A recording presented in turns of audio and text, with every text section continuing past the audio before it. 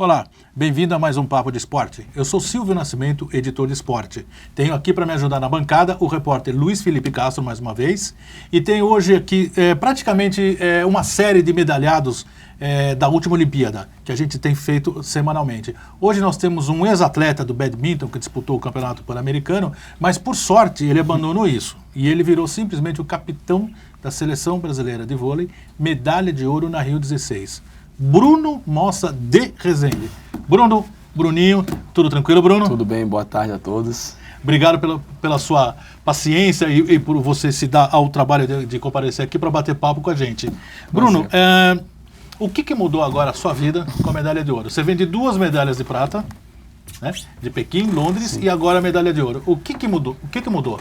Eu acho assim, a repercussão das Olimpíadas, principalmente no Brasil e com a medalha de ouro, ela foi muito grande, né? Acho que muito maior. As pessoas viveram muito mais essas Olimpíadas. Então, na rua, né, você vê o carinho, acho que e de certa forma tudo aquilo que nós sofremos durante a competição, as pessoas sentiram isso, e nós conseguimos dar a volta por cima, de certa forma, acho que essa esperança, né, de você conseguir, então as pessoas sentiram isso e de certa forma o carinho e a energia que a gente recebe hoje mudou muito, assim, eu vejo sempre que eu estou em qualquer lugar, você vê essas pessoas, e eu conversando com meus companheiros também, e a responsabilidade aumenta, porque você, querendo ou não, você se torna um cara de certa forma mais conhecido, com mais um título, então a exposição é maior, e a cada competição você tem que de certa forma fazer mais, então isso é uma coisa que meu pai já me dizia lá atrás: quanto mais título, mais coisa, mais responsabilidade você vai ter. Então, de certa forma, cresce a responsabilidade também. Mas dá para ter mais responsabilidade? 2 pratas, 1 ouro, Copa do Mundo, Mundial, enfim. Eu nem sei quantos títulos, eu duvido que você saiba quantos títulos você tem. Quantos títulos eu não sei. Então, foram muitos. E dá para ainda aumentar a responsabilidade, Bruno?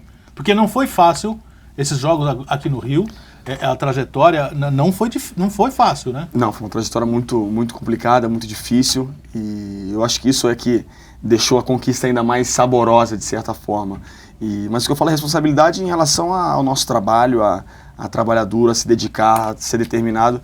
O vencer, isso faz parte do esporte, nem sempre a gente vai conseguir. Eu como esportista já ganhei muitas vezes, graças a Deus tenho muitos títulos, mas também tive muitas derrotas, frustrações, e isso fazem parte. O que cresce é a responsabilidade de você continuar trabalhando forte, né, continuar a cada dia se sacrificando o máximo para você fazer o seu melhor, tanto pelo seu clube quanto pela seleção. Acho que isso é o que tem que ficar e é o que tem que ser digamos assim, de mantra, né, para um atleta. Luiz? Bruninho, bem-vindo. A gente sabe o quanto você perseguiu essa medalha de ouro, o quanto isso era importante para você. Você já falou muitas vezes sobre isso, depois de 2 pratas, né? Vocês se acostumaram a ganhar muitos torneios e precisavam desse ouro. Depois que você ganha, como que é, assim? Eu sei que você já voltou a jogar, agora está no novo clube, no SESI. Como que é agora, depois de tanta pressão, voltar e começar do zero, assim, de novo? Cara, foi só entrar na quadra de novo para eu sentir toda aquela adrenalina, aquela vontade de vencer mais uma vez, né? Lógico que o maior sonho de qualquer, pelo menos o meu ou de qualquer atleta, é conseguir a medalha de ouro olímpica. Então, quando você consegue, você fica, putz, e agora, né? O que é o próximo? Mas quanto tempo dura isso? Até a hora que eu entrei na quadra de novo para jogar um jogo. Porque aí você quer ganhar o próximo, entendeu? Então, acho que a vida do atleta, ela é feita disso aí, de desafios, de competição, né? Então, hoje eu estou focado no meu novo clube, no SESI, em poder vencer o Campeonato Paulista. Então, assim, lógico, as ambições são grandes, mas assim, em campeonatos muito distintos, né, de certa forma. Mas eu acho que o atleta, ele é movido a isso aí. Então, com certeza você chega no ápice, mas eu ainda tenho 30 anos, acho que a minha carreira pode ser bastante longa e eu espero poder continuar. E aí, como você falou, né, você se acostuma a vencer. Quando você se acostuma a conseguir assim, você detesta perder. Então, isso te faz querer ainda mais sempre. Bom, isso eu não tenho dúvida, vem do seu pai. Também. Que é talvez o maior vencedor do vôlei que a gente tem, tanto dentro quanto fora da quadra. Mas, Bruno, você resolveu virar jogador de vôlei aos 15 anos, mais ou menos, né? Eu sei que você já contou essa história, mas é sempre legal para a nossa audiência também saber. Você jogava badminton, tênis, futebol, vôlei, basquete? Como é que Tudo. era quando você era moleque? Como é que era? E você sendo filho de 2 esportistas, né? De high performance. Eu tentei jogar um pouco de tudo, né? fiz um pouco de tudo, cada idade eu jogava uma coisa ali e tal, aí mudava, aí o badminton acabou sendo uma coisa que eu fiquei um pouco mais de tempo, né? E quando eu fui pro vôlei foi uma decisão mais pelo fato de que eu sentia que é onde eu poderia chegar mais longe, entendeu? De certa forma, eu tinha um pouco mais de talento, né? Acho que a genética de certa forma ajudou em relação a isso, mas existia aquele olhar um pouco, pô, o filho do Bernardinho, filho da Vera Moss, então aquela coisa de, o cara tem que, né? Será que ele está sendo beneficiado? Será que o cara vai jogar? Então, existia esse olhar um pouco assim, né? O que é normal, acho que... E você teve que lidar com isso bastante tempo. Durante um bom tempo, mas acho que para qualquer um que acaba seguindo a carreira dos pais, você vai ter que lidar com isso. Eu, pelo meu pai e pela minha mãe terem sido grandes atletas, né? Meu pai grande técnico, lógico que fica mais tempo, mas isso faz parte, acho que não... foi o obstáculo que eu tive na minha carreira e que muitos têm de outras maneiras, cada um tem os seus obstáculos, né? O meu, um dos maiores foi esse, de ter que provar a cada dia que eu estava ali porque eu merecia, porque eu fazia por merecer, porque eu estava trabalhando firme para isso. Muita gente tem curiosidade para saber como é a sua relação com o Bernardo pai e o Bernardo técnico. Enfim, ele é muito diferente dentro e fora da quadra? Ele é diferente, mas ele vive ainda muito, né? Acho que mesmo fora da quadra ele continua se preocupando sempre o que ele pode, né, melhorar, o que a seleção pode melhorar, né, o seu clube. Então, ele mesmo fora, ele continua um pouco ligado, né, demais. Ele é um cara extremamente apaixonado pelo que ele faz. Eu acho que isso é uma das causas, acho que por tanto sucesso que ele teve, né, a paixão que ele tem pelo vôlei, de dirigir, de ensinar, de passar a experiência dele para os outros, mas ele fora é um pouco mais tranquilo, né. E assim, a gente, durante os anos de seleção, a gente conseguiu criar uma relação mais profissional, de certos momentos ter discussões em prol sempre do time. Eu acho que o que facilita e o que ajuda é porque eu sei do caráter, da ética dele, né, e o quanto ele preza pelo time. Então, assim, muitas vezes que eu entendia que aquilo poderia ser ruim no primeiro momento, mas seria o melhor pelo time. Então, acho que as nossas discussões sempre foram discussões sempre baseadas no melhor pelo time, né? Não só minhas, mas de outros jogadores mais experientes. E acho que agora, por eu ter 30 anos, ser o capitão, a gente tinha essa relação um pouco mais definida. No início foi bem mais complicado, porque era uma cobrança, mas hoje eu vejo quanto ele cobra dos mais jovens, então é um pouco natural. Quando está chegando, a cobrança ela é bem maior. Deu para entender que não era com você a coisa, mas era por ser um atleta jovem como os outros. De repente, um pouco comigo para tentar, né, porque tinha aquela situação, poxa, o filho está entrando na seleção, então preciso mostrar, sabe, é uma relação complicada, entendeu? Ainda mais uma vitrine que é uma seleção brasileira de vôlei. Então, não é uma relação de um pai com o filho que trabalham numa empresa não sei, em qualquer lugar, entendeu? Em outro lugar. É onde tem a mídia, tem tudo, então, onde existem especulações, né? Então é muito mais complicado você gerenciar uma relação dessa, né? Então, o que você é mais parecido com o seu pai?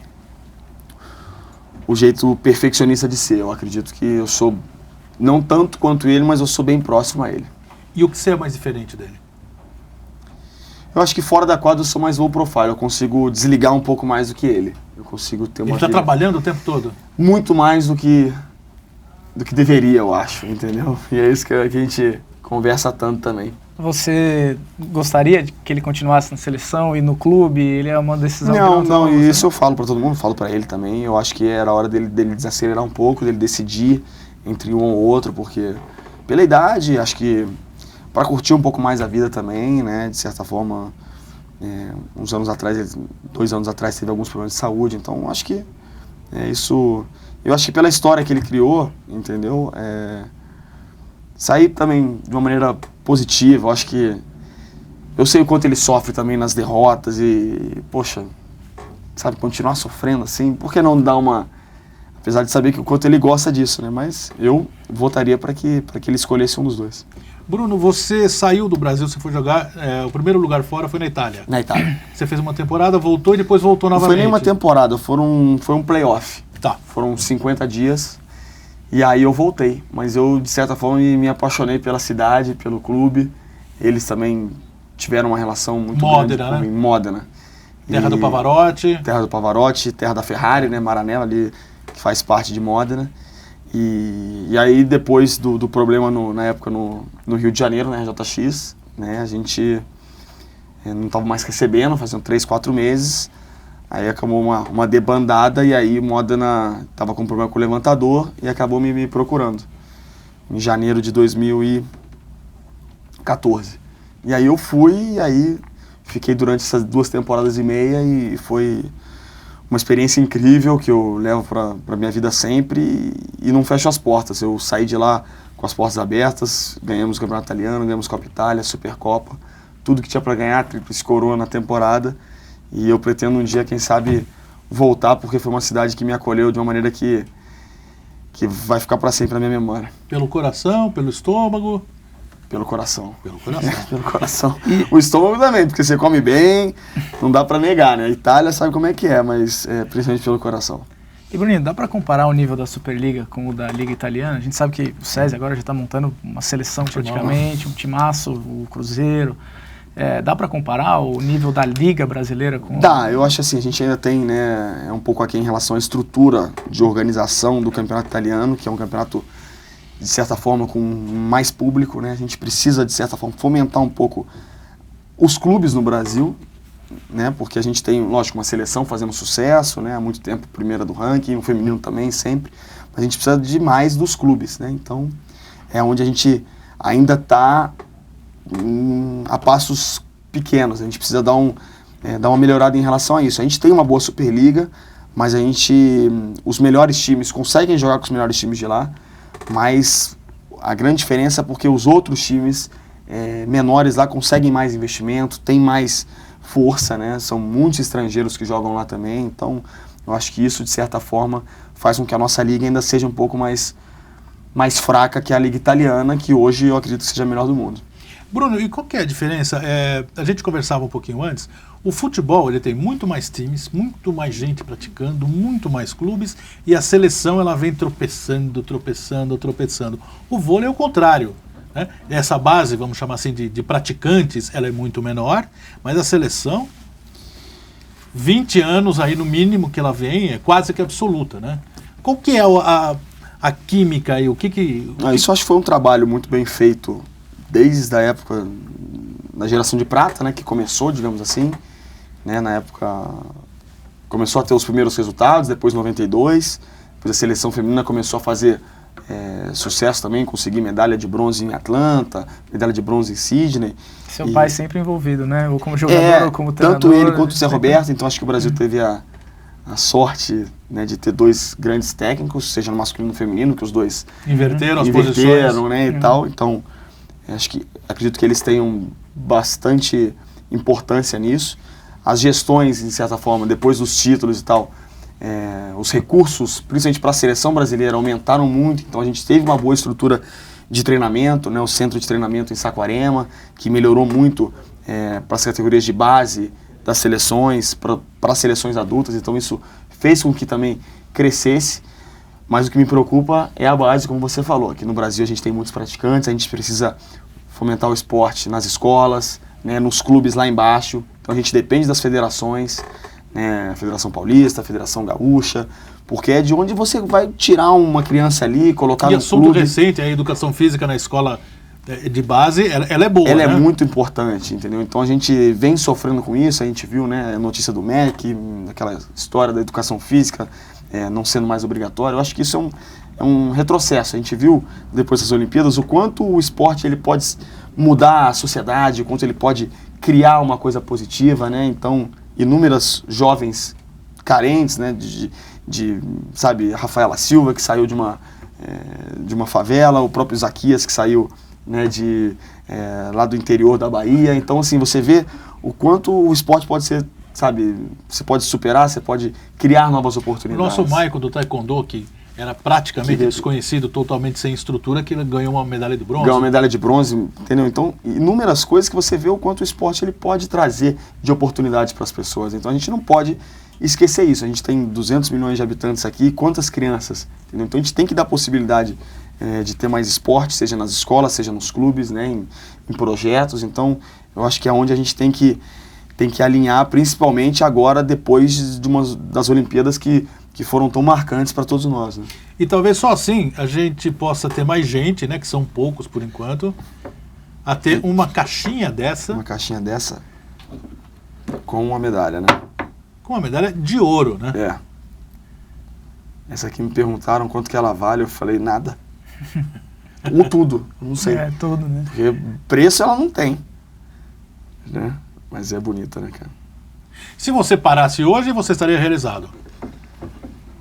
Estaria, mas... Mas Não. nem pensa nisso, Mas né? nem penso Aposentadoria. nisso, o vôlei é o que eu falo. É a minha paixão. Eu vou todo dia pros treinos com a vontade de treinar e eu acho que isso é o bacana, né? De repente, você fazer o que você gosta. Então, isso é uma coisa que não tem preço. Eu agradeço a Deus todos os dias de poder me dar a oportunidade e saúde de fazer aquilo que eu amo. Mas, e as outras medalhas, onde estão?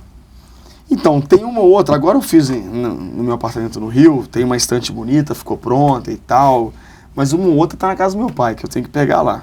Que eu não vou deixar com ele, não. Ele faz a réplica da medalha de Londres, das outras. Ele que fica mas com as são dele, minhas, né? Ele É, fica as com as dele, dele, que são você- várias, né? Mas as minhas são as minhas, né? Mas que é uma sacanagem o treinador não ganhar medalha mesmo, né? Isso é uma Porque coisa que... ele tem a de É jogador uma e as que discussão, você dá é. de presente. Não, e pelo É. que ele falou, que realmente é uma coisa escandalosa. O vôlei brasileiro praticamente dependeu desses dois caras, dos dois É, treinadores, isso né? é muito importante. O Zé Roberto e o Bernardo fizeram absolutamente tudo, né? E eles não são, eu não diria nem que não são reconhecidos, que seria mentira, eles são reconhecidos sim. Mas a premiação que é legal. Ah, Eu acho que é é um legal você símbolo, estar lá né? na sua É. estante, Com certeza. né? Você ter o seu símbolo maior de reconhecimento que é a medalha de ouro. Sem né? dúvida alguma, sem dúvida. Mas é uma coisa que já foi discutida e tal, é recorrente essa discussão. É.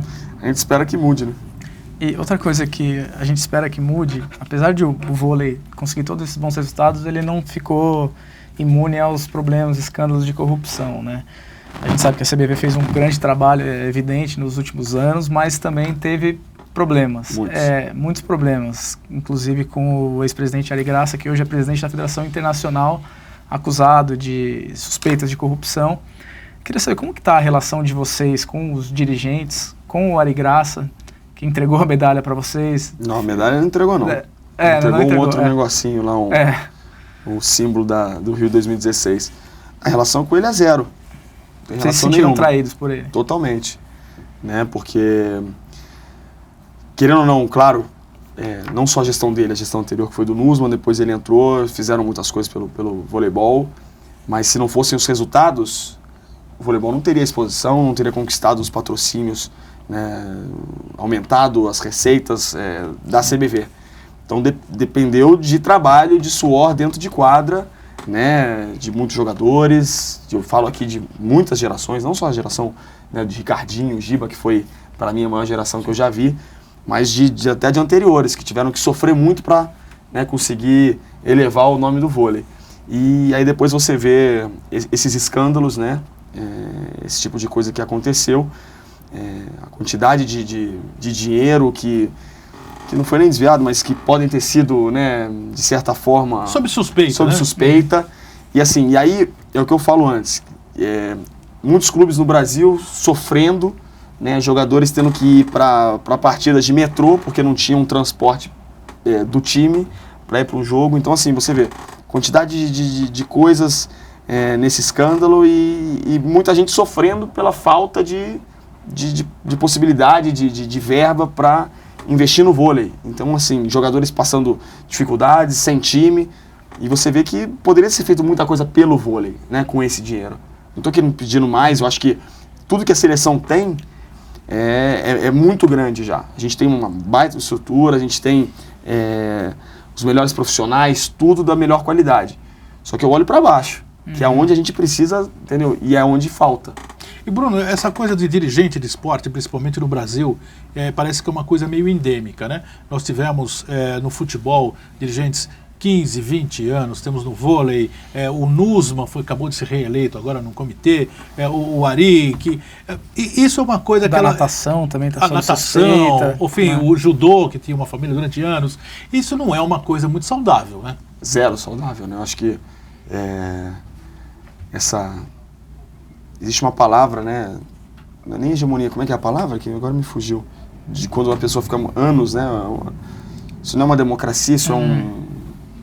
Quase com autoritarismo. Um autoritarismo. Mas, enfim, Então, apesar do voto, o problema é a O estrutura, problema é a estrutura. onde acontece. A gente conversou sobre isso algumas vezes, e assim, ficarem mais de 8 anos, isso cria uma coisa totalmente não saudável para o esporte, para tudo, entendeu? Então, assim, isso é uma coisa que dói bastante, a gente tem que, mudar estatuto, é muito grande as coisas, e a gente fica na mão de presidentes de federação, né? Seja no tênis, no vôlei, no taekwondo, em muitas coisas, e muitas vezes eles não querem mudar isso, porque para eles é muito cômodo, né, ficar ali, é muito conveniente, entendeu? Então, é uma briga difícil, até porque a gente ainda é atleta, então, eu conversando muito com o Murilo, que é um outro cara que tem essa personalidade, né, a gente tem muitas ideias bastante parecidas, mas aí ele fala assim, Bruno, mas a gente está tentando alguma coisa que parece que a gente não tem voz. Eu falei, mas somos nós que, de certa forma, fazemos o negócio, né? Então, uma coisa acaba dependendo da outra. Só existe porque tem aqui. Mas é muito difícil. E a gente continua tendo que focar naquilo que a gente pode fazer, que é jogar vôlei. Então, assim, é uma coisa muito complicada. Por isso que a gente, até conversando antes, a gente precisa de cada vez mais ex-atletas que se preparem, entendeu? Que sejam aptos para encarar situações como essas, entrar em federações, né? Porque a gente precisa de gente que é apaixonado por aquilo ali, não de gente que vai aproveitar daquilo ali. E com conhecimento de causa, E com conhecimento, claro. Você tem que ter a parte técnica, né, que é o entender do vôlei, mas também da parte administrativa, porque uma confederação de vôlei hoje, é uma empresa. Então você precisa desse tipo de conhecimento. Então acho que é um link, e é por isso que todo dia eu tento colocar na cabeça de alguns ex-companheiros meus que pararam, os caras estudem e tal, porque a gente precisa de gente lá dentro, né? Eu ainda vou jogar um tempo, depois, quem sabe, eu me torne um cara como eles. Bruno, você citou o Murilo Endres, que é seu amigo, companheiro de clube agora. Ele acabou ficando de fora da Olimpíada na última hora. Como que é para você, como capitão, assim, ter que, às vezes, lidar com isso, conversar com um amigo que acabou passando por uma decepção? Como é que foi para você? Isso é uma das coisas mais, sem dúvida, é a coisa mais triste que tem numa seleção brasileira, quando acontece um corte, né? Porque ali você vê o sonho de uma pessoa que, de certa forma, é desmantelado, né? Então, eu sei a luta que o Murilo teve, não só o Murilo, o próprio Sidão, né? E o quanto eles queriam estar ali, ainda mais depois de uma derrota de Londres. E eles não estarem naquele momento, ainda mais depois da medalha de ouro, é uma coisa que me deixou triste, de certa forma, sabe? Uma coisa que eu gostaria muito, e eu sempre falo que eles fazem parte desse grupo, né? Porque eles, durante 4 anos, eles estiveram sempre ali e tal, mas por problemas físicos e tal, por problemas naquele momento, não tiveram oportunidade de estarem jogando efetivamente, né? Mas é triste, é uma situação, acho que a mais difícil de qualquer coisa no esporte, assim, principalmente na seleção brasileira, porque você lidar com a dor de um amigo seu, de um cara que você teve tantas batalhas ali, é muito difícil. Eu te perguntar isso, Bruno, dá para ver que vocês têm uma sintonia muito legal, o seu pai, treinador também, parece que funciona muito bem com todo mundo, tem essa relação, ele é meio paizão como técnico também, né? Tenta. Tem essa coisa. Vocês são dá para ter amizade firme mesmo ali dentro? Tem? Tem. É lógico que, assim, muitas vezes você acaba indo jogar em outros lugares e tal, e você perde um pouco, mas assim, com certeza tem. Eu tenho, pelo menos, sei lá, amigos eu tenho vários, mas assim, amigos mesmo de fé eu tenho alguns do vôlei, entendeu? Então dá pra você ter essa relação, né? Porque a gente vive ali muitas vezes mais do que com as nossas famílias, né? Então, e as emoções são muito fortes, a gente vive coisas muito intensas, sejam nas dificuldades, sejam nas alegrias, entendeu? Então, são emoções muito fortes que aquilo ali acabam tirando o máximo de cada um, e você tem que se expor muito, né? Então, aquilo ali... Eu lembro de um lance que eu estava lendo, fazendo uma pesquisa, que eu não me lembro que jogador você tomou o seu pai te chamou, o seu treinador 2008. te chamou a atenção, e aí um companheiro falou, pô, não é assim não, ele fez certo. Não, foi o Gustavo na época, o irmão do Murilo, né? O Gustavo Endres. A gente estava em Pequim, acho que antes da estreia, ou antes de um jogo, e aí ele me deu uma chamada, a gente num treino, e aí o Gustavo que tomou as dores, falou, não, calma aí, ele tá fazendo certo e tal, não sei o quê. E aquilo ali foi uma, né, digamos assim, demonstrou, e isso acontece em algumas vezes, né, eu já tive que falar, não, segura a onda aí, para de pegar pesado com o cara, né. Naquele momento foi uma coisa de pai, né, de técnico de treinador para jogador, mas é o pai pro filho também, né, mais ou menos. Então, mas muitas vezes a gente tem que, segura a onda aí, cara. Agora tá pegando pesado ali com fulano ou ciclano. Então, de vez em quando a gente tem que intervenir também. Cara, qual que foi o momento mais difícil que você tem na sua trajetória desde quando você decidiu jogar vôlei? Qual foi, assim, você tem algum momento que você teve foi uma coisa difícil, pesada, você sofreu? A derrota de Londres foi muito dolorida, porque você fica tão perto da medalha de ouro ali e aquela perdendo foi uma derrota que fez sofrer muito, assim, que deu muita motivação para você buscar o ouro depois, mas hoje eu a vejo como uma coisa muito mais tranquila, até porque eu tenho a de ouro agora. Agora tá fácil, né? Mas assim, durante as Olimpíadas, até nessas Olimpíadas, eu falo assim, cara, como é que a gente não ganhou aquela? Porque eu vejo o quanto é difícil ganhar de ouro, né? E a gente esteve tão perto. Tem que esperar mais 4 anos, né? Então, assim, você viu o quanto é difícil conseguir uma medalha de ouro. Então, acho que aquele foi um dos momentos mais difíceis, né? Eu acho que foi um momento muito complicado. Sair de casa foi fácil? Não, foi tranquilo. Sair de casa foi tranquilo. Porque eu saí de casa para fazer o que eu gostava, né? Então, não teve problema, não teve dificuldade, não. E nessa Olimpíada, dá tempo de mais uma? Dá tempo de mais uma. Eu ia chamar, mas você já foi mais rápido. Não, e nessa Olimpíada do Rio, você jogando em casa, torcida junto, mesmo assim o Brasil começou com uma certa dificuldade e depois reagiu e ganhou atropelando na final, na semifinal e na final. O que aconteceu que essa mudança, assim, teve uma conversa, teve algum momento de mudança ali na competição? Não, teve, mas assim, a gente caiu num grupo muito complicado, a gente já sabia o quanto seria difícil. Né, o grupo da morte. Então, e a gente acabou perdendo para grandes equipes, né? Para a Itália, que fez um grande jogo, para os Estados Unidos, que fez um grande jogo. E acabou se vendo numa situação de vida ou morte contra a França. E naquela situação, eu acho que assim, o principal desse time é quando a coisa mais se tornou feia, né? Quando a água já estava... A gente conseguiu extrair o nosso melhor. Então isso foi uma coisa muito positiva do time. A gente teve algumas conversas, né? O Serginho liderou algumas reuniões, né? Falando que era a última oportunidade dele, que ele estava no TI, que ele precisava da nossa ajuda.